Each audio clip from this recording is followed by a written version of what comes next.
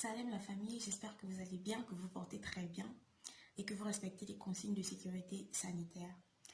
Donc, hier, je traînais un peu sur Facebook et tout, et je suis tombée sur un article qui parlait d'une jeune fille de 23 ans qui a été nommée ministre. Bah, bien sûr que ça m'intéresse, donc je clique sur l'article, je lis un peu de quoi l'article parlait. Ensuite, je vais sur Google voir si l'information est avérée. Oui, c'est vrai.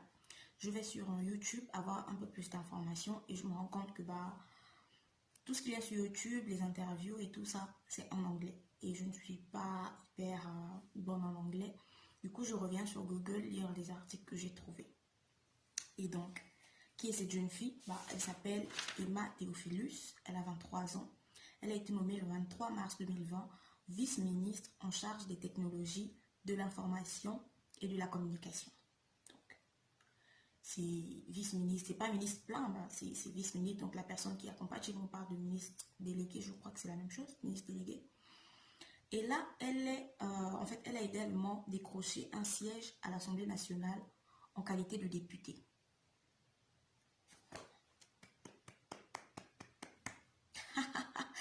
Bravo, franchement, je suis très contente pour elle, je suis très fière même de voir qu'une jeune fille de 23 ans, africaine, soit vice-ministre, elle est ministre, on s'en fout, et qu'elle soit en même temps députée. Donc, je rentre quand même dans certains commentaires de certains articles sur Facebook. Et là, douche froide. Vraiment grosse douche froide des réactions qu'il y avait sur Facebook. Alors là, certaines personnes encourageaient, ouais, ça fait plaisir de voir une jeune fille, ça change un peu, tout ça, tout ça. Et mais certains, en fait, c'est qui son père, elle vient de quelle famille, pourquoi elle et pas d'autres, pourquoi pas elle. Vous savez, il faut toujours qu'on arrête de dire pourquoi tel et pas tel. Tout simplement parce qu'ils ne sont pas pareils en fait. Si on a choisi elle, c'est parce qu'elle a des compétences ou même son comportement est différent des autres. Donc c'est normal qu'elle ait été choisie. Les autres pourront être choisis pour autre chose en fait. Mais sur ce poste, on avait besoin d'elle parce que on a tout simplement trouvé qu'elle avait des qualités nécessaires. Point barre. C'est tout en fait. Et pour ajouter encore à son parcours, j'ai encore un peu fouiné. Je me rends compte qu'avant sa nomination, en fait, Emma était membre du Parlement des enfants. Donc, elle baigne dans le milieu depuis son enfance. Voilà, elle n'a pas parachuté là parce qu'elle a de beaux yeux, parce qu'elle a un front hyper large comme le mien. Non, elle baigne dans ce milieu-là de la politique depuis son enfance parce qu'elle a été membre du Parlement des enfants où elle exerçait sa fonction, en fait, elle exerçait une fonction de vice-présidente. Donc, elle était vice-présidente du Parlement des enfants. On est d'accord? Au moins, sur ce point-là, tous les haineux, tous les rageux là, sachez que elle a quand même si elle est jeune, mais elle a quand même de l'expérience. Elle sait de quoi on parle là-bas. Voilà. Et sans oublier qu'elle est également avocate. Donc, c'est une tête bien faite, une tête pleine et très très très bien remplie. Voilà.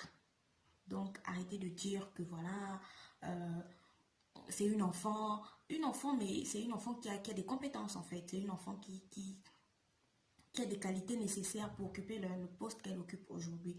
Et moi, je suis pour ça, je suis totalement d'accord avec le fait qu'elle ait été nommée, comment dire, dans le gouvernement parce que elle pourra apporter de nouvelles idées, elle pourra apporter un renouveau aussi.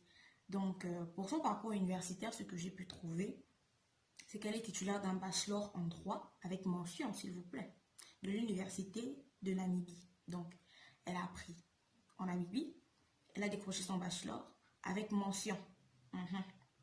Et elle a aussi un diplôme de féminisme africain et des études de genre de l'Université d'Afrique du Sud. Donc, pourquoi ne pas donner à quelqu'un comme ça un poste au Parlement? Pourquoi? Pas qu'au Parlement, mais un poste au gouvernement. Pourquoi pas? Elle a toutes les qualités nécessaires en fait. Et elle mérite bien son poste. Et pour ajouter Moi, je serais, enfin, je suis partisane hein, des femmes qui sont au poste de décision. Mon rêve est celui de voir plusieurs femmes occuper des postes de décision, occuper des postes au gouvernement, occuper des postes au parlement, occuper des postes, vraiment, tous les postes pardon, de décision. Je suis pour que les femmes soient là, pour qu'on ait un jugement ou encore une répartition, comment dire, de pouvoir équitable. Voilà.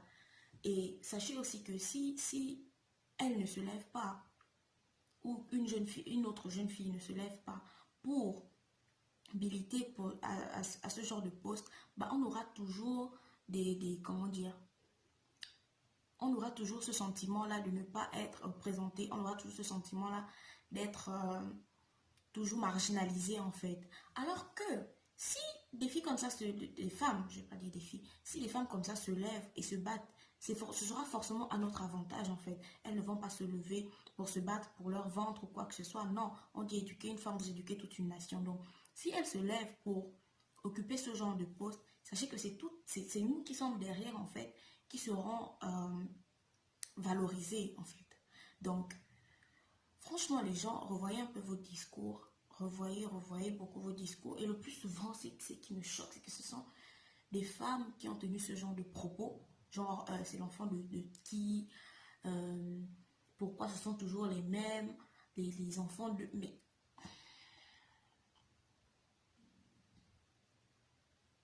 tu aurais voulu que ce soit qui?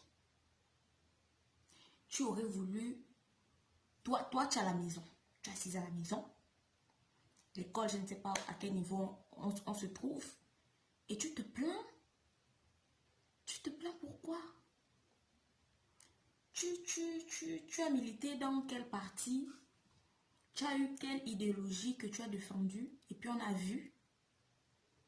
Pourquoi quand ce sont les autres, on cherche toujours la petite bête, on cherche toujours à vouloir dénigrer, on cherche toujours à vouloir placer le nom de famille. C'est vrai que ça existe, je ne vais pas nier ce fait, que ça existe, ce sont toujours les enfants d'eux qu'on place, mais arrêtez, c'est pas toujours ça en fait. Il y a des gens qui méritent leur poste et qui sont là parce que ils ont tout simplement prouvé qu'ils pouvaient être là.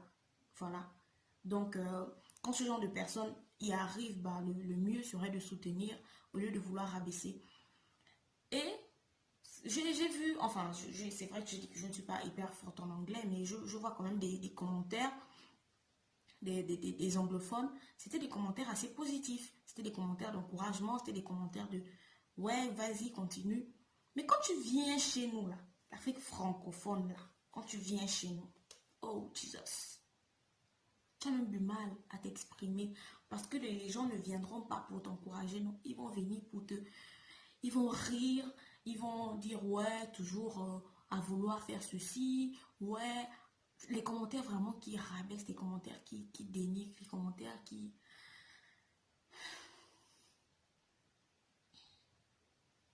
À croire qu'être francophone, là, c'est un problème, quoi. C'est toujours nous qui souffrons de complexe d'infériorité. Je ne comprends pas. Franchement, je ne comprends pas. De m'expliquer, de me dire ce qui ne va pas avec nous. Ah, la petite fille là a tout fait. Elle est aujourd'hui ministre. C'est la plus jeune ministre au monde. J'ai lu dans un article là que c'était la plus jeune ministre au monde. Donc de tout le monde mondial, là, c'est elle la jeune. On a fouillé l'Amérique, on a fouillé l'Asie, on a fouillé l'Europe, on a fouillé l'Afrique, on a fouillé l'Océanie. C'est elle la plus jeune ministre au monde. Il y en a eu d'autres qui ont occupé des postes, oui, 25 ans. J'ai lu celle qui avait 25 ans, je crois, c'est Aminata Namasia, 25 ans, congolaise, elle était députée. Ensuite, il y a eu Sana Marin, la plus jeune femme dirigeante au monde. Voilà, elle avait 34 ans. C'est la plus jeune femme dirigeante au monde. Elle était première ministre, oui, première ministre. Il y a eu ensuite Filsan Abdullahi, 28 ans, nommé ministre en charge des femmes et des jeunes et des enfants. Ministre en charge des femmes, des jeunes et des enfants. Elle est éthiopienne. Elle est la première femme en Éthiopie et dans la Corne de l'Afrique à avoir lancé une chaîne de télévision.